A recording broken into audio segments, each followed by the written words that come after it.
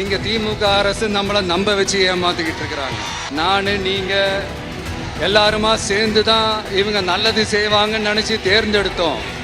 ஆனா நீங்க பாத்தீங்கன்னா ஒரு 505 தேர்தல் வாக்குறுதிகளை நமக்கு தமிழ்நாட்டு மக்களுக்கு கொடுத்தாங்க. அதுல எத்தனை வாக்குறுதிகளை இந்த திமுக கவர்மெண்ட் நிறைவேற்றிருக்கு? முக்காவாசி வாக்குறுதிகளை கூட நிறைவேற்றாம எல்லாத்தையும் நிறைவேற்றிட்டோம்னு இப்படி கொஞ்சம் கூட மனசாட்சியே இல்லாம இப்படி கதை விட்றீங்களே மைடியர். வேணாம். உங்களுக்கு தான் ஆசையா பாசமா கூப்பிட்டா பிடிக்க மாட்டேங்குது. இப்படி கதை விடுறீங்களே மைடியர் சிஎம் சார். இப்போ எல்லாமே ஒரு ஒன்றிய பாஜக அரசா இருக்கட்டும், எடப்பாடியா இருக்கட்டும், அவங்க எல்லாம் ஆண்ட கட்சிகள், அவங்களே இப்போ எடுத்து பார்க்கலாம். அவங்க வாக்குறுதி என்ன நிறைவேற்றிருக்கான்னு எடுத்து பார்க்கலாம்.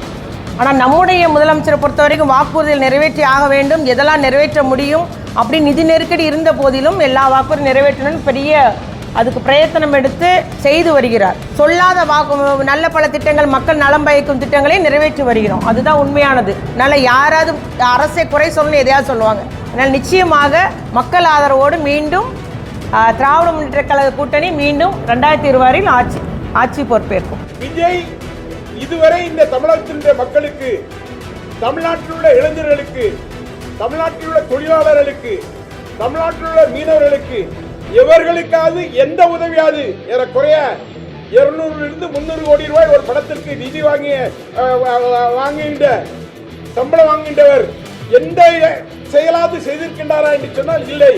செய்யாமல் கேள்வி கேட்பது என்பது எளிது.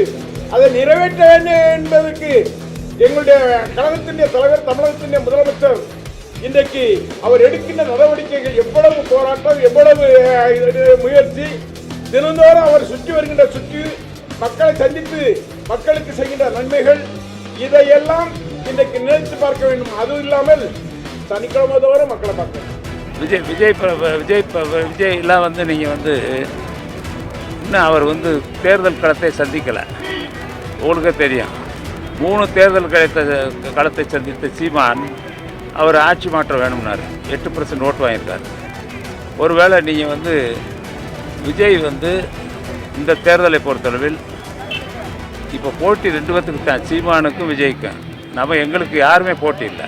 விஜயை பற்றி எங்களுக்கு கவலை இல்லை. நாங்கள் கவலைப்படவில்லை, சிந்திக்கவும் இல்லை. யாரோ ஒருத்தர் பேசுகிறார், அவ்வளோதான். இன்றைக்கி வருவார். அதாவது சினிமா போய் பார்க்க போகிறாங்க, பார்த்துட்டு போயிட்டா வெளியே போனால் மறந்துட்டு போயிடுவோம், அவ்வளோதான். ஏதோ பொழுதுபோக்கு போகிறாங்க, பொழுதுபோக்கு பார்க்க விஜயை பார்க்கிறார்கள். சினிமாவிலே பார்த்தமே நேராக பார்க்கலாம்னு போகிறாங்க பாதி பேர், அவ்வளோதான். போகிற இடம்னா முதல்ல போய் மேலே ஏறி இருக்கிறவங்களாம் கீழே இறங்குன்னு சொல்கிறது தான் வேலையாக இருக்கிறது.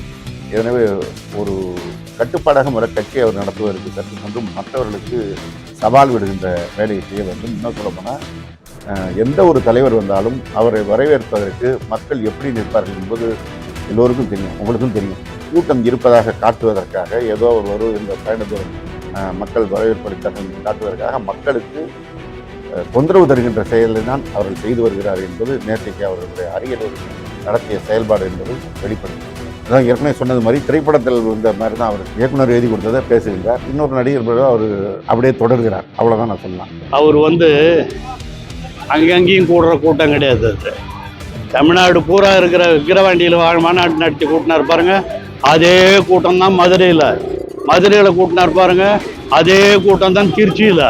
அதால் தான் அவர் என்ன பண்ணுறாரு, சனிக்கிழமை நடத்துகிறாரு. தினம் தொகுதிக்கு போனால் அங்கே இருக்கிறவன் எவனா வரணும், இவங்கள திரும்பி வர முடியாது. அதுக்காக திட்டமிட்டு அவர் சனிக்கிழமை நடத்துகிறாரு. அதனால் அடுத்த சனிக்கிழமை திருச்சியில் யார் இருந்தானோ அவன் தான் அடுத்த சனிக்கிழமையும் தமிழ்நாட்டிலேருந்து ஃபுல்லாக போய் சேருவாங்களே தவிர அவருக்குன்னு ஒன்று பெரிய வாக்காளர் கூட்டம்லாம் கிடையாதுங்கிறத தமிழகத்து மக்கள் நன்கு அறிவார்கள். அந்த அடிப்படையிலே தமிழக முதலமைச்சர் அவர்கள் தெரிவித்திருக்கிற நிகழ்ச்சி அதுதான். புதிய எதிரியாக இருந்தாலும் பழையவர்களாக இருந்தாலும் அனைவரையும் வீழ்த்தி தமிழகத்தினுடைய தலைவர் தளபதியினுடைய ஆட்சிதான் தொடர்ந்து இருக்கும் என்பதில் 26 மட்டுமல்ல, தொடர்ந்து தமிழக முதலமைச்சர் தளபதி தான்